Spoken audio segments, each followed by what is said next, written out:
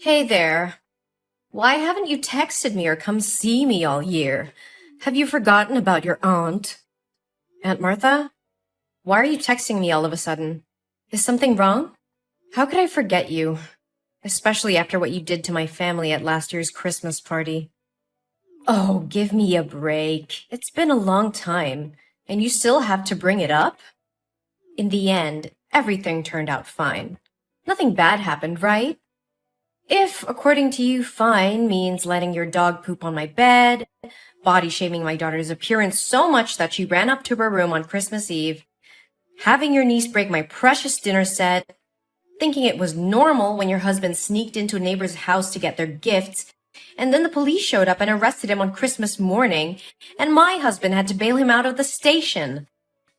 Then sure, everything was fine and normal. Not a big deal at all. You are so petty. It's been a year. Look, it wasn't my fault. You didn't close the door of your room so my dog could get in. Besides, it's just an animal. You shouldn't hold a grudge about it forever. And I just want the best for your daughter. Isn't my method very effective? Look at you. Wasn't it? Thanks to my advice, you changed yourself from being a fat, an acne-prone girl to being a beautiful and eligible lady. Oh no, not again. Why do you keep bringing this up? You shouldn't have put out those expensive dishes to show off to my family. My grandson is just a 5-year-old kid. He was just playing around and accidentally pulled down the tablecloth. He's at the age of discovery. He can't help it, right? And my husband was just drunk and went to the wrong house. How many times do I have to say this? Would you rather trust outsiders than your relatives? Fine, fine. Just keep those excuses to yourself. So, what do you want? Please hurry up, I still have a meeting. Oh, that's right. That could have waited. You should prioritize your family first. Anyway, when are you going to invite me to join your family trip this Christmas? A little bird told me that your family is not going to have a house party for Christmas this year, but will instead organize a family vacation, right? Your family must have a lot of money to burn, right? Huh? What are you talking about? We don't have any vacation planned. Where did you hear that rumor? Oh, come on. You're not going to fool me easily. I'm not trying to fool anyone. We don't have any sort of vacation planned. I think you may have misheard or gotten the names mixed up or something. Hey, I'm not so old that I'm hard of hearing. Yesterday I went to your mom's house to get some vegetables and eggs from her farm, and I overheard your mother talking to you. I remember clearly what she said. It's a pity I can't join your family. I'm going to miss my daughter and grandchild a lot. Just enjoy the trip and have fun. Well, after that I didn't hear much because your mother's dog kept barking every time it saw me. Ugh. Like dog, like owner. What? Aunt Martha, did you go to the farm to get food on your own? How many times has my mother told me that your family has to buy your own food? Ugh, your family is so selfish. I just took some vegetables, some eggs, and a few bottles of milk. There's not much to grumble about. Your mother is my older sister. What's wrong with taking care of her sister? It's not that my mom is selfish. It's just that before you get the things, you should tell her in advance. Do you remember the last time you went to pick up things without consulting my mother? You took the goods that my mother was about to deliver to the supermarket. As a result, my parents had to compensate that person under the contract for shortage. Besides, how long are you going to rely on my mother? Rely on your mother? Don't use such harsh words. Come on, don't bring up old stories again. But I'm sure I heard the words Christmas, travel, and party. So when are you going to call my family? There's no need to keep the surprise a secret anymore. Well, I don't know what to tell you, but we don't have any plans to travel. We're too busy with work and other things. Oh, come on, just tell me. Where's the big vacation this year?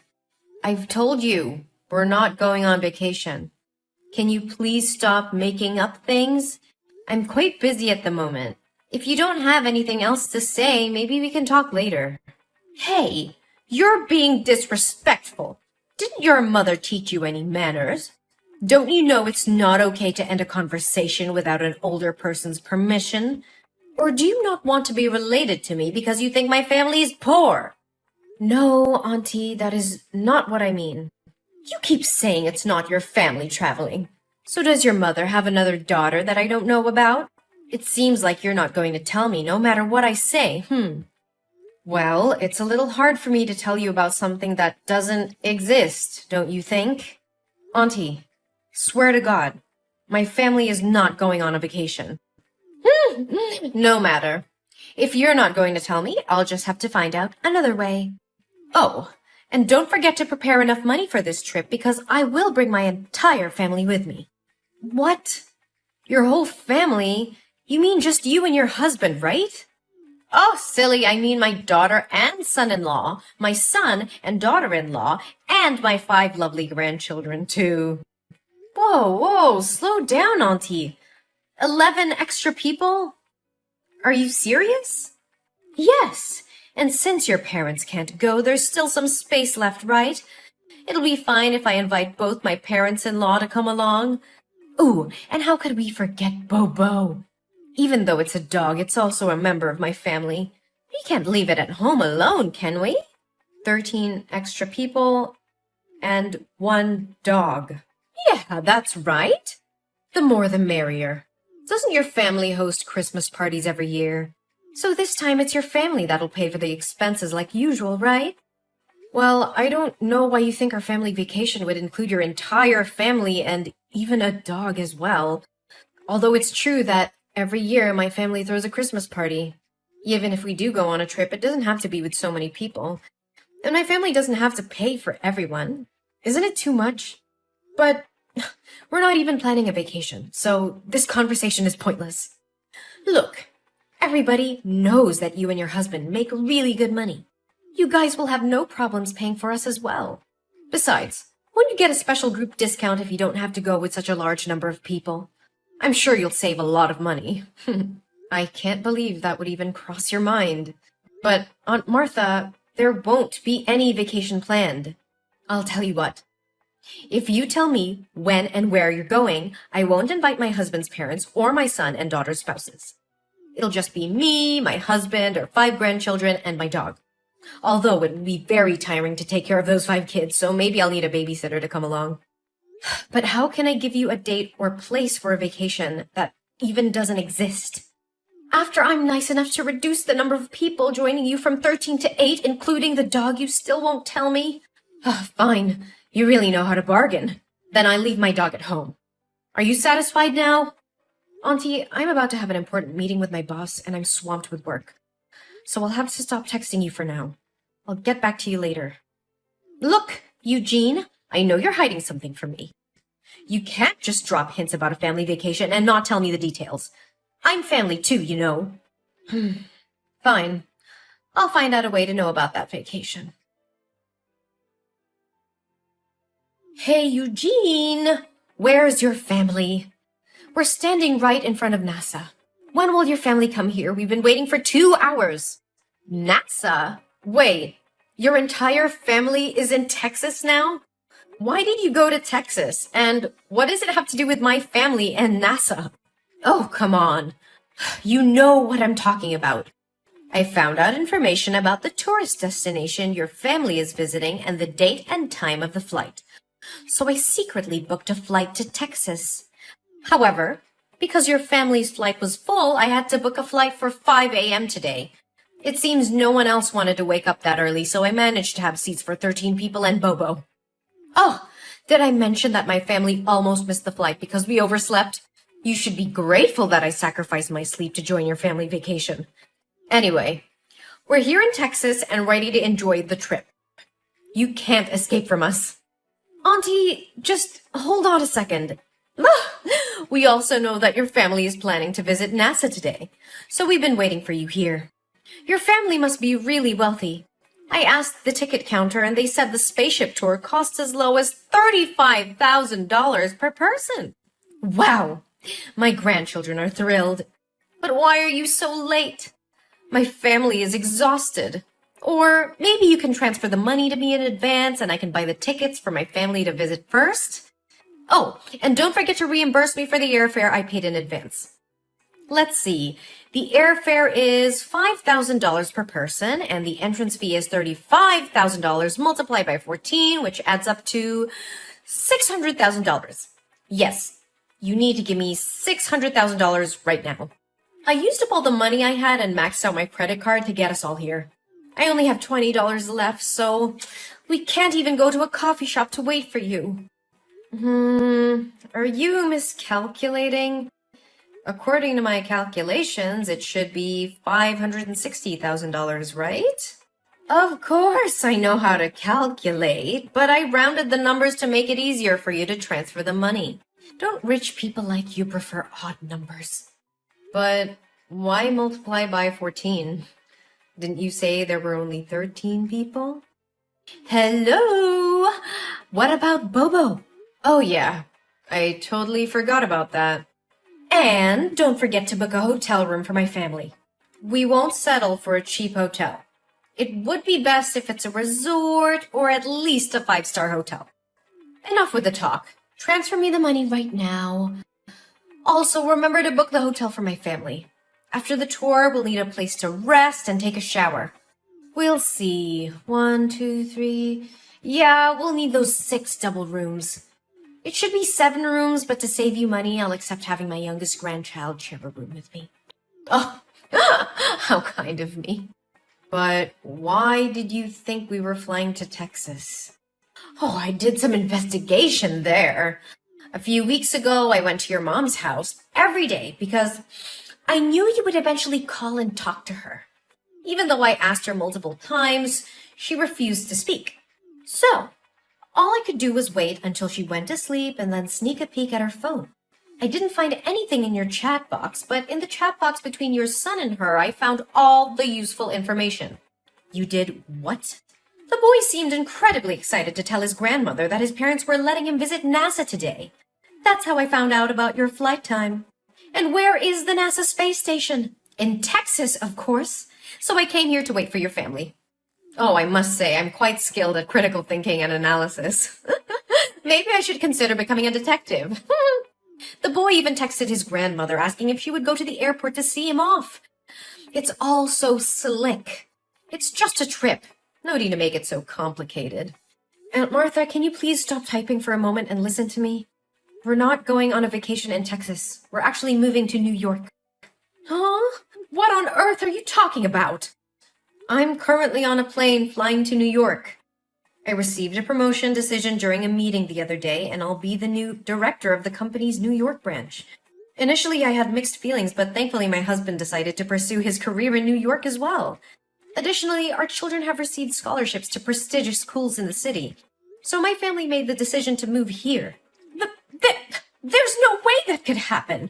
So what about you calling your mom the other day and discussing the trip? I called my mother that day to inform her about our plans to move and to invite my parents to join us in New York. However, my mother refused and she didn't want to leave her hometown. Then, what about the text between your son and my sister? He clearly mentioned that you promised him a tour of NASA today. I can't misinterpret that and even took a screenshot of the message. Well, you do realize that my son is only 5 years old, right? What does that have to do with anything? Was this all some elaborate plan to deceive me? No, you misunderstood. I understand which trip you're referring to. Our family often engages in a weekend activity called Imagination Adventure, where we explore different places and have imaginary experiences. Today, according to our schedule, we're going on an adventure to NASA and we'll be battling aliens. Last week, we explored the pyramids and fought mummies for treasure. It's all part of the fun. Aliens? Mummies? What on earth are you talking about? Are you kidding me? Auntie, as you mentioned before, this is the age of discovery and creativity. So our family created a game called Imagination Adventure to foster family bonding and stimulate the creativity of our young children. Have you seen the animated movie, The Boss Baby? Hey, I'm not here to listen to you ramble about pointless cartoons. Explain to me what's really going on here. Here's what happened. My son texted my mom to share about our weekend's imagination adventure, and this time the theme was NASA and aliens. But you misunderstood it and thought we were actually going to visit NASA. What? I can't believe this. Why would you base your actions solely on a text message from a 5-year-old without verifying it with an adult? Rushing halfway across the country and depleting your savings based on such information. Don't you think at all before you act? No way. It can't be wrong. But why the hell didn't you mention that you were moving in the first place? I haven't heard a single word about it from anyone. Because I wanted to test if you would go completely overboard once again and come up with some outrageous demands. Remember the last time I moved? You insisted on taking the damn sofa set and a bunch of other stuff, despite me clearly stating that my family still needed them. So this time, I didn't bother informing you. And honestly, I don't think it's my duty to disclose every little detail about my family to you. Then what about all the damn money I spent bringing us here to Texas? What about it, huh? I'm flat broke now.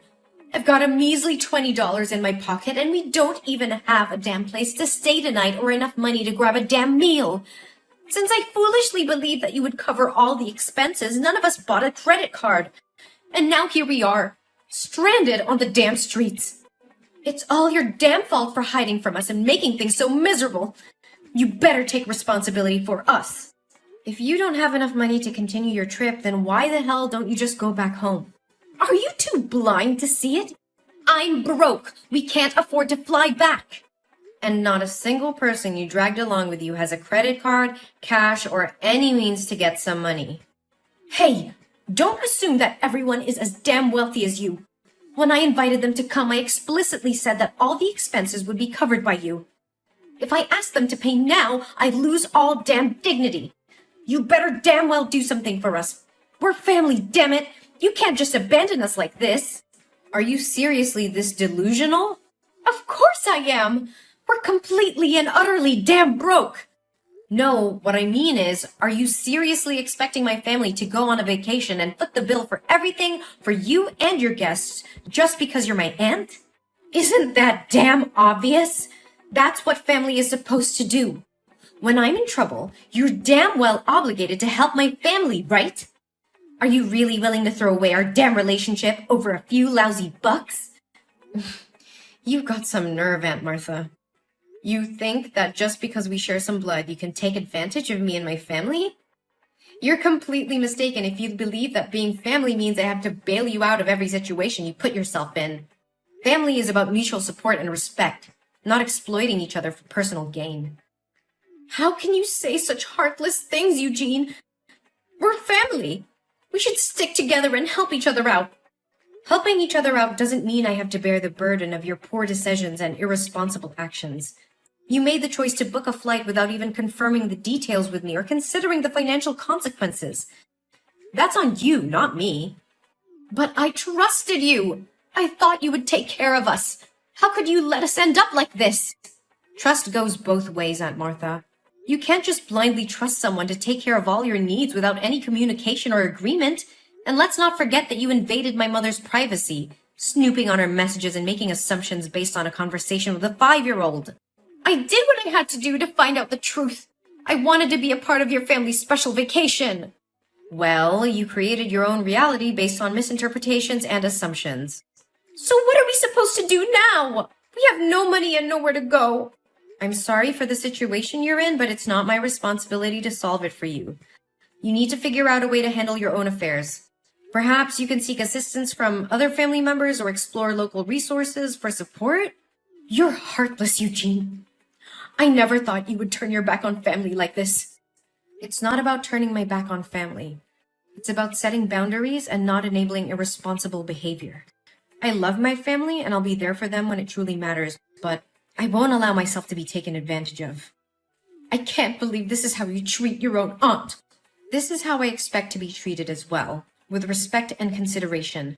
Family should support each other, but it doesn't mean sacrificing everything for the sake of one person's impulsive decisions. I hope you can understand that. Well, congratulations, Eugene. You've succeeded in pushing away your own family. I hope you're proud of yourself. Don't worry, we'll remember this when you're in need someday. Don't expect any support from us. I won't, Aunt Martha. Goodbye. After that, a thought crossed my mind to reach out to my friends in Texas to help Aunt Martha's family, but a call from my mom completely blew it away. My mom informed me that Aunt Martha had just called her and revealed everything I had done, accusing me of cheating her family.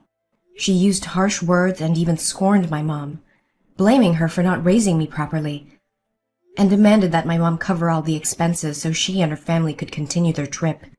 I was truly shocked because I never expected Aunt Martha to go this far. It seemed she had crossed a line that shouldn't have been crossed.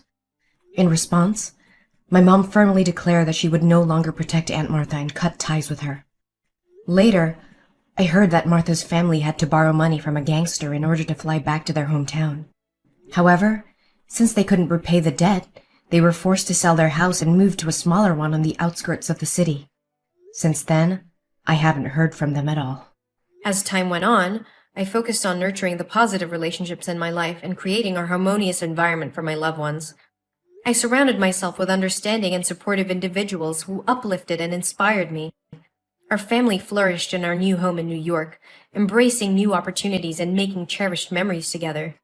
As the years passed, I occasionally wondered how Aunt Martha and her family were faring.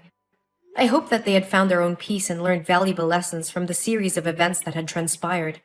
We created a happy and fulfilling life together, leaving behind the tumultuous chapter that involved Aunt Martha. Life was filled with new beginnings, laughter, and the joy of building beautiful memories with those who genuinely appreciated and supported us.